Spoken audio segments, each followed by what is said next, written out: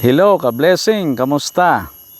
Nata dinhi sa Marilog sa Hope Missionary Baptist Church para sa atong MBA Missionary Baptist Association Bible College Mobile Class. Kung sa man kainit dito sa city proper, opposite dinhi. Ug salamat sa Ginoo kanaatay mayong dapit nga malamig nga kung sa diin kita maka-enjoy sa cool nga breeze. Salamat sa Ginoo kay naatay niini pa nga dapit dinhi sa Davao City. So salamat sa Ginoo sa beauty sa nature o kanindot sa palibot nga naatay tranquility. Ang madungog mo lang dinhi kanunay ang mga tingog sa mga insects o salamat sa Diyos sa mga punuan, sa mga leaves nga nag-produce ang oxygen, especially kini mga fine trees nga naghatag og dugang sa kalamig sa lugar tungod sa taas nga elevation. And grabe gud ang Dios sa atong kinabuhi kung ato lang kanunay tan-awon ang mga kalisdanan, ang kalisod sa kinabuhi, makaingon ta nga kapoy dinhi sa yuta. Pero kung naapoday ka sa mga manindot nga dapit, makaingon ka nga nindot mo po di ay ang kinabuhi nga kung sa diin naa ka sa mga manindot nga dapit nga ang imong hunahuna ma-relax, imong lawas o same time makapamalandong ka sa creation sa Diyos pagkamaayo sa Ginoo nga as what the Bible is telling us nga do not worry for tomorrow will worry for itself, considering nga naay mga langgam. I don't know kung madunggan nyo ang tingog sa mga langgam nga ang Ginoo nagpakaon nila, wala man sila nagtoil o nagtrabaho, pero ang Diyos mao ang pakaon kanila. So sa kinabuhi sa tao, importante gyud ay nga hinumduman nato nga naa tay shepherd. Sa maingon ni Salmista David, "The Lord is my shepherd, I shall not want." In Psalm 23:1.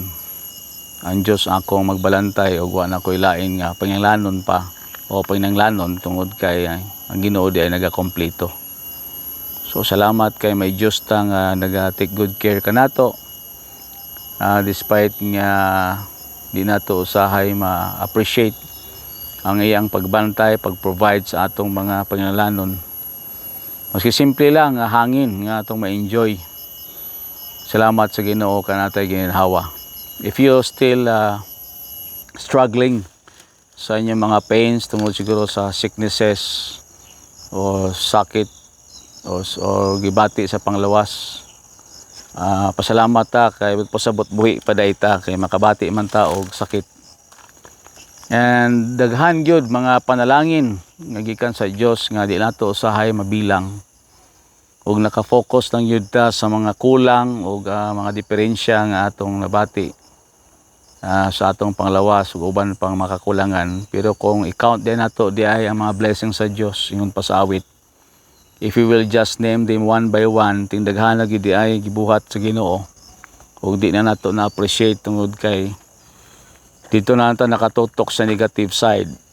But if you look at the positive side, tindaghan na gyud ay mga maayong butang yatag sa Ginoo. Muna sa Romans 8:28 ingon sa Bible, "As we know that all things work together for good to them that love God." So kanindot di ay kay ang Ginoo di ay mao kanunay nga nagatabang kanato nga makaingon ta nga all things work together for good to them that love God. So ang Dios way laing pangandoy kundi atong kaayuhan. Naaman ta sa yuta, so we'll expect nga dinhi sa yuta daghan gyud mga tribulations. Pero ingon ni Jesus Christ, "But be of good cheer, because I have overcome the world." So gusto sa Ginoo, do naata din sa yuta na mga struggles, pero sulti niya, "I will never leave you nor forsake you." So God is with us all the time. He is our Emmanuel. sa atong kinabuhi din sa yuta, enjoy nato ang iyang presensya.